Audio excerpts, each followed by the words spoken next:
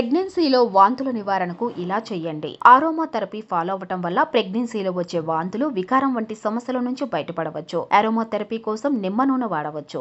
నారింజ పండ్లు తినడం, నారింజ వాసన చుట్టడం వల్ల ప్రెగ్నెన్సీలో వాంతులు కంట్రోల్ అవుతాయి. నారింజ వాసన వికారం ఫీల్ నుంచి ఉపశమనాన్ని అందిస్తుంది. అల్లం వాసన పీల్చడం వల్ల ప్రెగ్నెన్సీ సమయంలో వచ్చే వాంతులు, వికారం సమస్య తగ్గుతుంది. అల్లంలో యాంటీస్పాస్మోడిక్ గుణాలు పేగు కదలికను ఆరోగ్యంగా మార్చి వాంతులను తగ్గిస్తాయి. ఇక విటమిన్ B6 అధికంగా ఉన్న ఆహారాలు తింటే ప్రెగ్నెన్సీలో వచ్చే వాంతుల నుంచి దూరంగా ఉండవచ్చు. చేపలు, పీనట్ బటర్లో B6 లభిస్తుంది.